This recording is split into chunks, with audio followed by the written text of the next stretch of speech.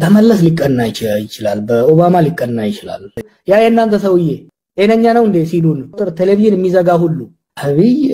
አፍርበታለሁ namni ittiin afaan nama akka Mallas Zeenaawii kan akka Obaamaati Abiyyi ittiin qaanfadha malee ittiin hinaafu dhiyenna kana mogas waliin gaafii deebii Joohar godhe keessatti kan dubbateedha gaafii online irraan namni yeroo san direct gaafateedha gaafii achirratti kaanii fi deebisaa Joohar kenne keessaa kan hedduu takka gartee deeggartoota Dr. Abiyyitti hedduu takka komii kaasee fi akkasuma kan ajandaa ta'e akkamitti nama akka Abiyyiitti hinaafan nama akka Mallas Zeenaawii fa'aatti hinaafuu qaba jechuu isaa sani ana braddu mobile braiba gara deebiiraan gara channel kiyya ruftan isiniin jira sagantaa akkam bareedaa kan namni gartee adda irratti hirmaatee biyya keessa biyya alaatirraa sabaa fi sablamoonni adda Joohariin gartee kan carraa biyya alaatiitti diaspora gaafa inni gartee kitaaba eebbisu akka diaspora san gaafii isa gaafachuudhaaf yookiin ammoo komii isarraa qabu dhiyeeffachuudhaaf waan Joohar irraa bitaa itti galee gartee isarraa adda baafatuudhaaf kan carraa hin argatin hundi kan irratti hirmaatan ture garuu waan nama ajaa'ibsiisu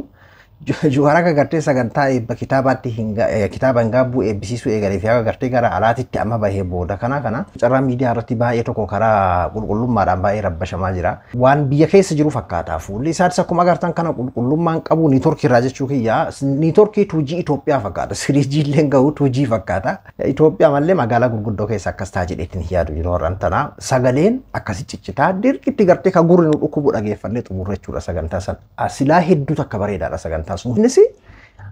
ummanni yaada akkana kana sin qaba komii akkana illee qaba waan akkana irraa deeggaraa jira wanni akkana uummataaf addan baane ka jiru ofillee hedduu takka murteessaadha jedheetii yaada garuu qulqullummaadhaan hedduu takka bakka haga akkana kophaa kiyya lolu takka hanga jechuudha sagantaa san yoo hordoftanii jiraatan ta'e jechuu kiyya hedduu takka bareedaa hedduu sagantaa ajaa'ibaati isin jechuu barbaadeeti duuba sagantaan achirratti kaa'ame gara sa'aatii 2 kan dheeratudha qophii dheeraadha ture achi keessaa immoo gaafiilee hawaasa irraa kaa'anidha kunis gaafiilee uummata irraa ka'edha afaan oromootiin afaan ingilishii afaan amaaraatiin kaa'aa ture ati Abiyyiin itti hinaaftaa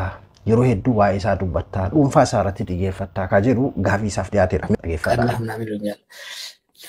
በመለስ ሊቀና ይችላል በኦባማ ሊቀና ይችላል ይሄ ሰውዬ ሀገር አረጋግቶ ኢኮኖሚውን አሳድጎ የምንቀናበት የምትቀናው ሰው ሲበልጥህ አይደለም እንዴ ሰው በስራ ሲበልጥህና በውጤት ሲበልጥህ ትቀናለህ አይዊሽ እኔ አብይ በእውቀት በብስለት በብቃት በሊደርሺፕ ስኪል ሀገር በማልማት ሀገር በማረጋጋት በልጦን ተገይቶ ቢያስቀና አይዊሽ ዛቶ ዘከይዝ ነው እኔ አብይን አፍርበታለሁ አልቀናበትም ኦሮሞ እንደ አንድ ኢትዮጵያ እንደ አንድ ኦሮሞ እንደ አንድ ኢትዮጵያ ዜጋ አፍርበታለሁ ይሄንን why are we lying to ourselves የዛ ሀገር ዜጋ ሆኖ እሱ ሲናገር ጫማውስ መግባት የማይፈልግ ስንት ሰው ነው ያለው እኔ ደግሞ የተለያዩ ሀገር ሞራን መሪዎች በየቦታ ባገኘን ቁጥር ያ የናንተ ሰውዬ ጤነኛ ነው እንዴ ሲሉን እሱ ሚዲያ ላይ በቀረበ ፓርላማ በቀረበ ቴሌቪዥን የሚዘጋ ሁሉ የት እንግባ የሚል ሁሉ ቀናህበት ይላል ተጋይዝ ባራስ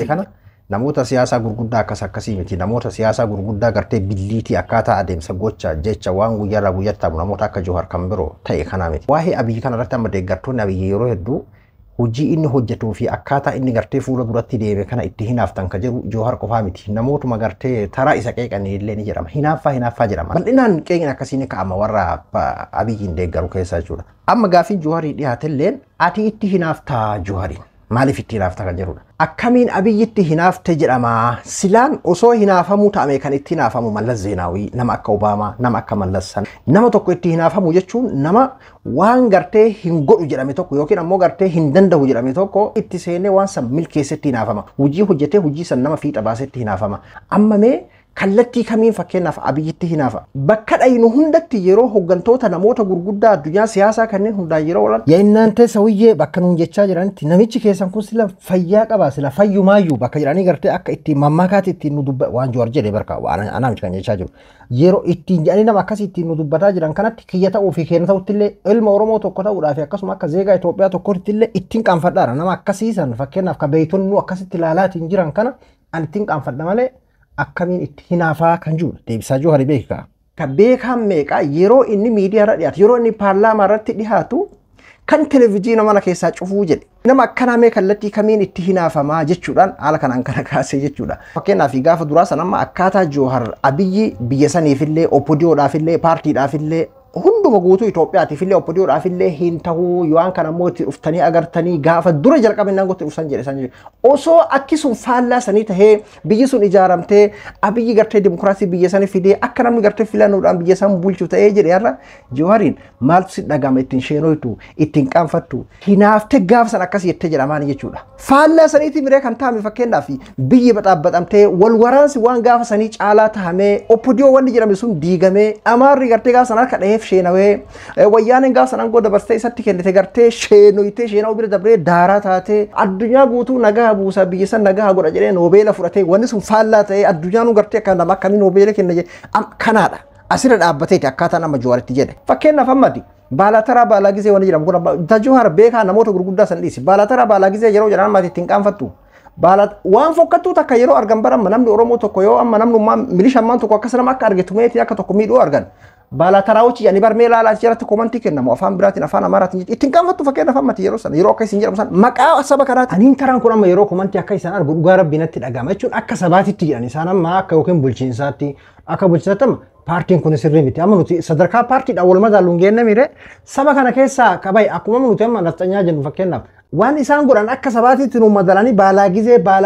baalaataraawuchi baalaa gizee hogguu jedhan amma komatti meela lama miidiyaalee garaagaraa irratti jechuun akkanuma baqa akeekni Oromoo akkasii Oromoo yeroo aangoo argate akkanuma amala Oromooti ilaalcha Oromootu akkanaa akka Oromoon itti yaadutu akkanaa hogguu jedhamu amma tu jalan qaanfatture fakkeenyaaf amma waan san maqaa gaariidhaan waamamaan jiru waan ta'eef jechuudha. Wanni amma Jawaar asirratti dubbate kunis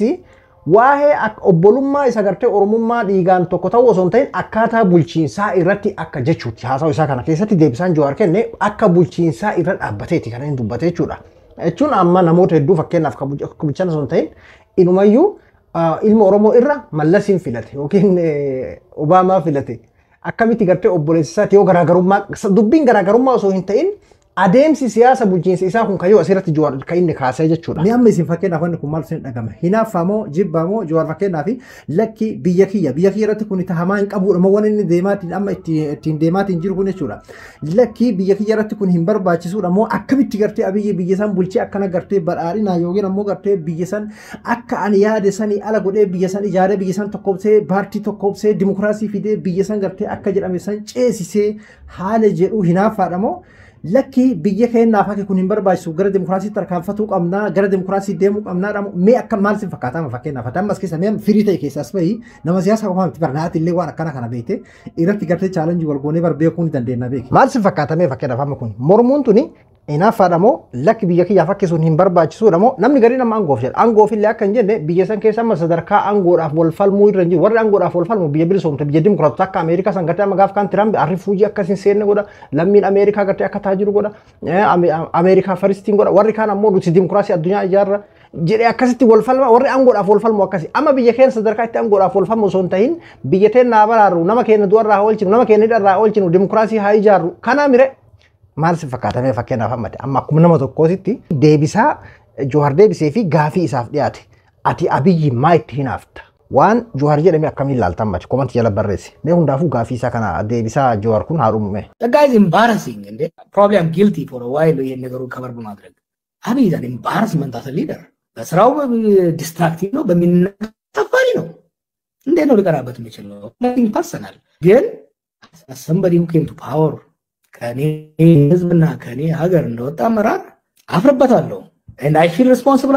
Hinaafa fi jibbaa wal adda beeki nam tokko hinaafa jechuun sababa hinaafuu qaba jibba jechuun sababa jibbuuf qaba fakkeenyaaf atama itti hinaaf ni jibbite hoo jedhame ni jibba maaliif jibba sababa kanaaf jibba itti hinaafa maaliif sababa kanaaf jedhamuu danda'a jechuudha. Amma jechuun akkaataa warqaa wal dhahinatti fakkaata. Akkaataa ilaalchaatiin garaagarummaa namni fakkeenyaaf akkaatuma abiyyi godhaa jiru kana iyyuu dhugumatti amma nama gartee waan sirriidha waan addaa waan addunyaa kanatti hin godhamne godha jedhee namni akkasitti amanu jira. Akkasitti mul'ata natti fakkaata. Warri sirrii miti jedhaa jirus akkaataan amma godhamaa jiru. Fakkeenyaaf amma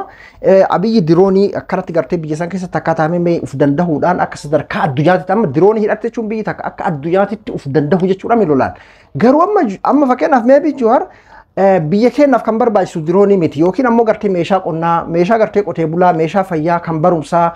kanaadha wanni barbaachisu nagaha dimokiraasii kanaadha kan barbaachisu. Garuu ammoo kabira bakka nama tokko jechuun biyyi takka diroonii hidhattee yookiin ammoo diina sii fira dha'uun akkuma jirutti sirrii ta'e akka sadarkaa Itoophiyaatti dursa kan barbaachisu maal inni diroonii nyaataati waan gartee nyaataa dhugaati. Fakkeenyaaf jedha beekamu akkas jedhee namni garaagarummaa akkasii saniin qabachuudha. Deebisaa inni deebisee kana fakkaatas jechuun warri gartee kallattii biraatitti fudhatan dubbiin ta Oromummaatii fi Amaarummaatii miti. Gara tokkoon kiyya ta'uu fi keenya ta'uu isaatti illee itti qaanfadhaa jedhe. Osoo waan gaarii hojjetee jiraatee way osoo carraa kan argadheettee ittiin hafta mire kana amma bar itti qaanfataa jirta. Keessattuu mee gaafa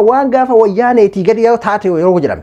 Gaafa wayyaane diktaatara hidhaa fi ajjeechaan jiraatuyyuu akkanatti gartee biyyi guutuun diigamtee Finfinnee qofan taane kiroodarii qofan taane bakki nagaa biyyi guutuun nagaa turtee mire har'a akkasii gadi yoo jedhame itti raafamu itti aaran fakkeenyaaf itti aara jechuudha akka nama isaatitti. Chaan godhamaa jiru suni waan nama gammachiisu moo waan nama hinaafsiisu moo waan nama aarsuudha. Dubbiin bakka sadi amma karalatti Oromummaatiin osoo hin ta'in akka bulchiinsaa tokkotti. Obboleessuma hojii xalatte keellee yoo taate akkaataan bulchiinsaa kuni maaliin kan nama gammachiisu, maaliin kan nama qaanfachiisu, maaliin kan nama gammachiisu, maaliin kan nama aarsu, maaliin kan nama rifachiisu waan jedhutu jira. Sanbooda ammoo maaliif aartee maaliif rifattee sababatu jira mire.